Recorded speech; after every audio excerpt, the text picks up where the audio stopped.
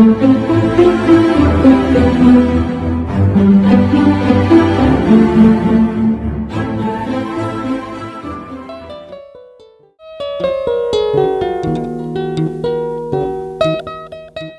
suis Leït Ndiaye, responsable de la communication à Africtivis.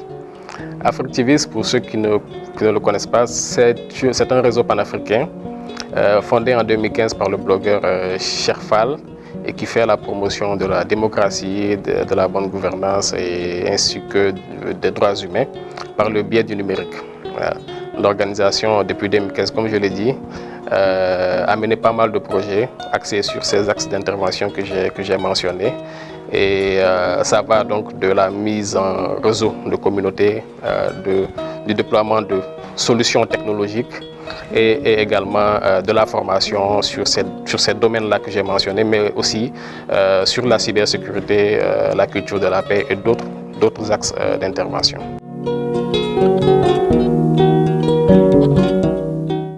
Africtivis a produit un rapport de recherche sur les FIMI. Les FIMI, c'est en anglais, c'est un terme anglais qui signifie Foreign Information Manipulation and Interference. Autrement dit, la manipulation et l'ingérence étrangère par le biais de l'information.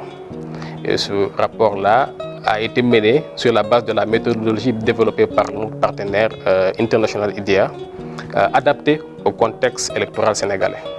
Parce que ce qui a été observé, c'est qu'il y a une présence des FIMI au Sénégal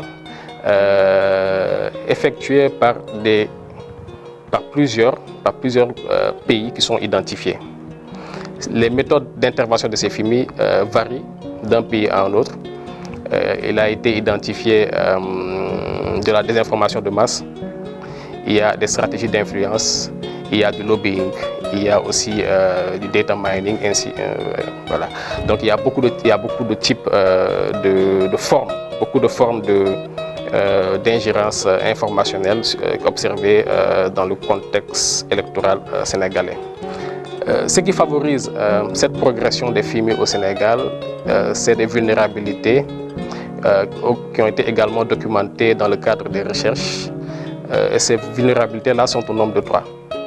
Il y a des vulnérabilités technologiques, il y a des vulnérabilités médiatiques, on est toujours au Sénégal, et il y a aussi des vulnérabilités institutionnelles.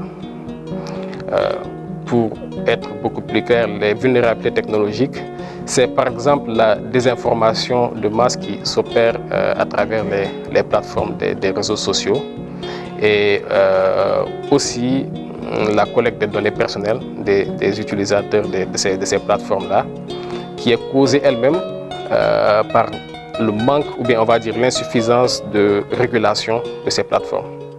Donc ça favorise en fait certaines formes de FIMI qui donc trouvent l'opportunité d'opérer au Sénégal. Mais on peut aussi parler de la deuxième vulnérabilité, à savoir la vulnérabilité médiatique. Et là, ça fait plutôt référence à la fragilité économique de nos médias qui ne sont pas en mesure de pouvoir faire face donc, aux menaces informationnelles qui se présentent. Et ça crée des brèches par lesquelles les FIMI peuvent s'infiltrer pour opérer dans nos pays. Et la troisième vulnérabilité, c'est la vulnérabilité institutionnelle. Et là, on va parler du cadre juridique même de notre pays qui n'est pas également préparé pour encadrer l'information étrangère.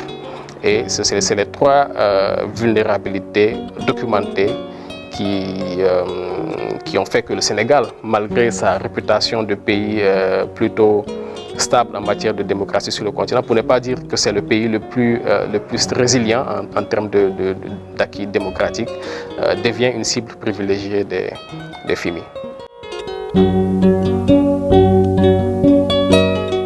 Le lancement est prévu le 2 octobre, ici même à Dakar, en présence des représentations diplomatiques, en présence aussi de représentants d'institutions internationales, de l'ONG, des autorités locales, voilà, comme le ministère de la télécommunication, de la communication et du numérique, des activistes. Donc en gros, toutes les personnalités en relation avec les champs thématiques que sont l'information, la technologie, la démocratie, voilà, entre autres. Ils seront tous là pour pouvoir assister à la présentation officielle de ce rapport qui intègre finalement les recommandations formulées lors de l'atelier de validation en août.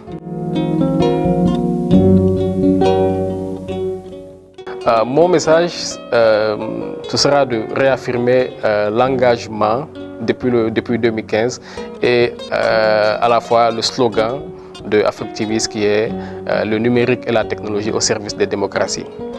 Je voudrais alors inviter tous les Africains à comprendre et à s'approprier le numérique pour pouvoir faire face aux défis contemporains.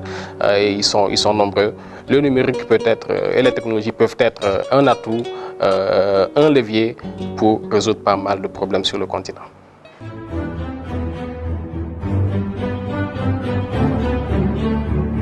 Thank you.